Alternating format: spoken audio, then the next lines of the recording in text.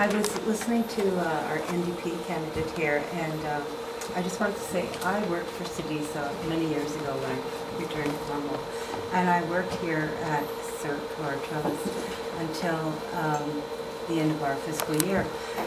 We had a 20% cut to the TR Léger immigrant services, and so we're less, we're three staff short here because of cutbacks. My question, it tweaked my interest when you said that the NDP was looking for ways to, my question is, how would your party enhance or replace some of the services that have been cut by the current political party, and how would you do that? Well, we need to look at the, how you deliver the services, and you said and how it affects the services, and I suspect it does affect the services that you have to render to your community. Absolutely. And this is, the NDP is looking at the services for the, that's how we see things. You're delivering services, you need the staff, you need the programs, you need to implement whatever you have to do, and you need the money, and we look at this in terms of how it can. Obviously, we have to be fiscally responsible, but we need to look at how you can best serve your community. Where would the money come from to add or replace those services that have been cut across Canada, actually? Well, our plan is not to invest in the fighter jets, which is $30 billion. Our plan is not to invest in jails, and our plan is not to invest in corporate giveaways. And we want to take that money to, allocate that money towards your services. That's our plan. All right. Thank you. Any other questions? Yeah. I guess this is for Bernadette now. The Conservative Party has not shown any improvement in the bridge problem, which is affecting Cornwall as a whole community. As a business owner, we feel the bridge. Restaurants and what have you also feel the pinch. If you are elected, how would you change the bridge situation as it is right now? The bridge crisis for this community, I think, has been a major failure of the Harper government. What happened was a breakdown, complete lack of proper communication between communities. It should have happened much earlier. We knew that the relationship between the CBSA and the Mohawk community of Akwesasne was deteriorating. And we knew that the arming of the border guards was going to create additional tension.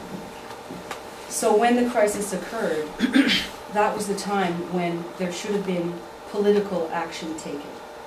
So instead of leaving it to the CBSA, the administrative body, to deal with the situation, there should have been direct action on the part of the cabinet minister, Minister of Public Safety, to respond to this crisis, to actually come to the riding, to visit this jurisdiction, to see how complex this jurisdiction is, and how we've always been a border community, and how we've shared in a peaceful way with our neighbors in Akwesasne.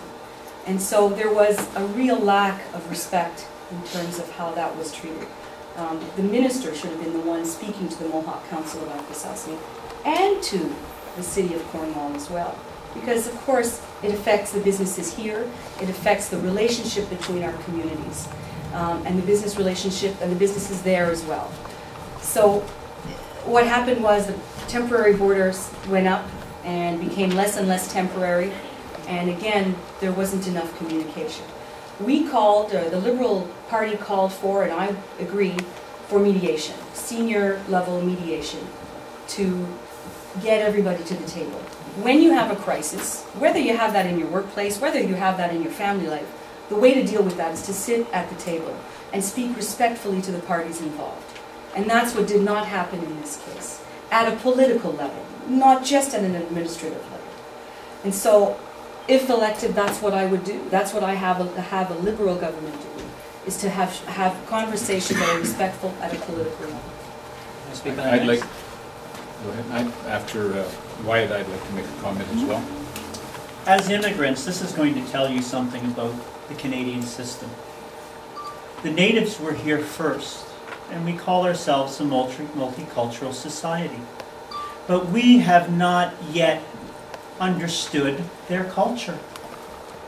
The government in place right now decided they were just going to push these people around. This is their land.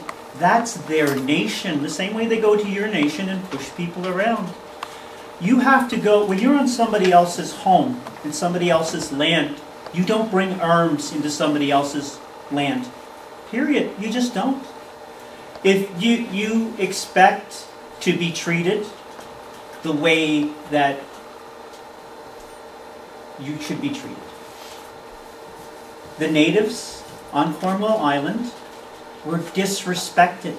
And you know what happens when you disrespect people. The government went over there, and instead of understanding the culture and understanding the problem and negotiating in good faith, they said, no, we're going to push you around.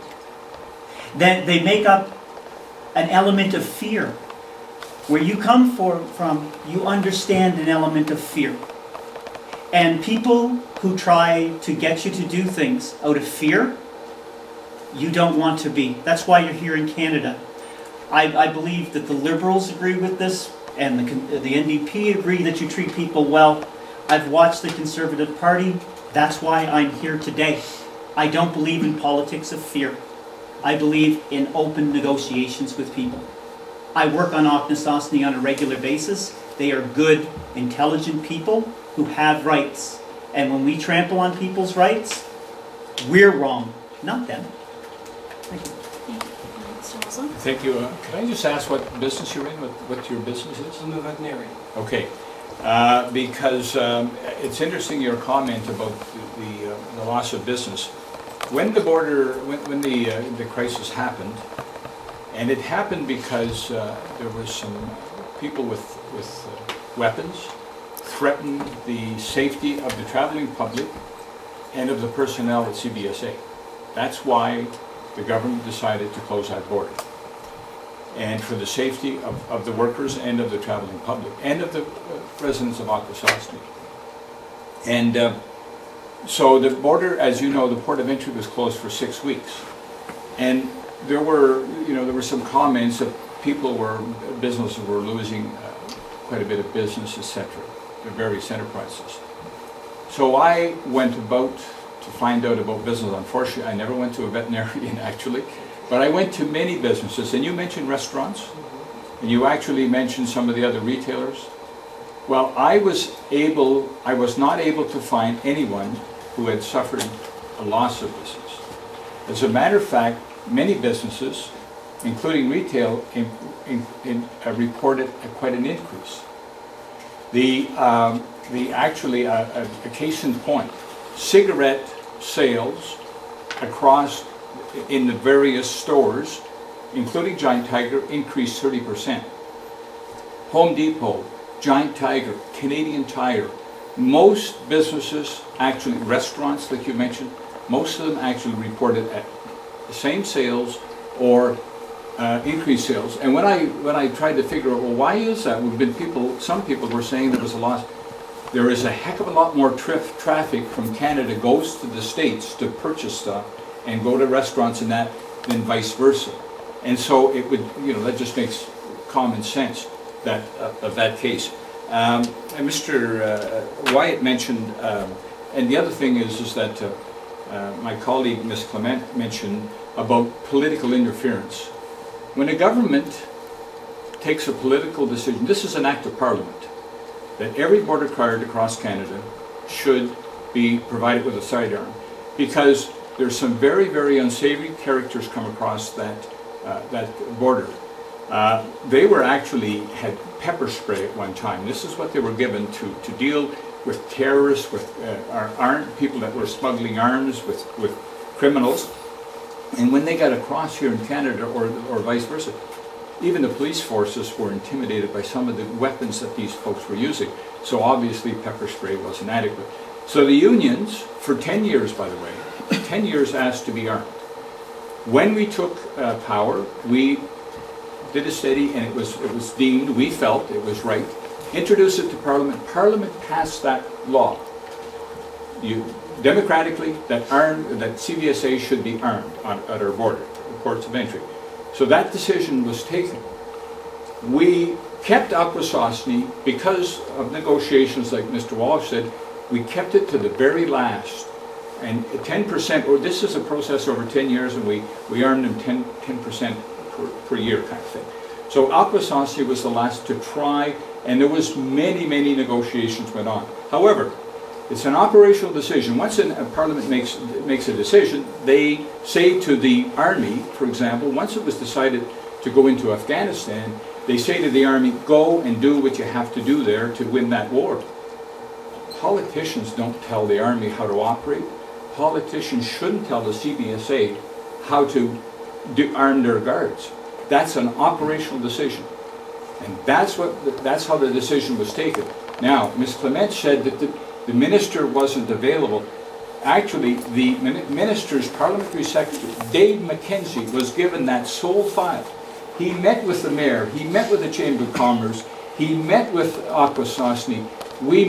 They met in my office in Ottawa. And everything was done. People were kept. As a matter of fact, I arranged for a meeting with the Congressman Bill Owens and the mayor of Cornwall and 4 options were considered. Close the border, leave it where it is on Cornwall Island, put it on the Canadian side, or put it on the American side. Every person at that table, everyone, thought that it should be located where we're trying to locate it, right close to the American custom. All parties realized that putting it back on the island was not the thing to do. And that was every political person that was involved in that discussion in Messina, New York, including the mayor of Messina. So that is the facts. Can we debate that issue? Just, does MVP want to comment at all? Just because everyone... Sure. And I can say something too. Me too. When I'm elected as UNP, I will take all the necessary time to resolve that issue, and working with the partners, especially with the City of Cornwall, and obviously CBSA and the U.S. Department and the population, Akwesasne, and again, whatever it takes, whatever time it takes, I will take the time to sit at the table and see how we can fast track a solution. And basically, what happened in the past is past, and you have a chance now to vote somebody else. And I'm offering you that alternative, a good alternative NDP. And we're people party, and that's our expertise, so to speak. We'd like to get people together, and that's where we've been fighting for years in this country. We want to get people together, working as a team, and vote for Mario. That's what you're going to get. Back this way, I guess. Yeah. I'll get it, then you can follow up. It's this way. In 4 years, the border guards have drawn their gun once. That was to shoot a dog. The decision to give them guns was wrong in the first place. The decision to go into Afghanistan was wrong in the first place. If you have a government that makes wrong decisions, it's time to replace the government. We should have never put guns in the hands of these people. You come from countries where you realize what happens when you give people guns. Our society should have fewer guns. On the border, we have police, we have RCMP, we have people there that come very, very quickly. To say that there's a big problem at Canadian borders, well, for 4 years, they shot a dog. That must terrify you that at some point somebody had to shoot a dog.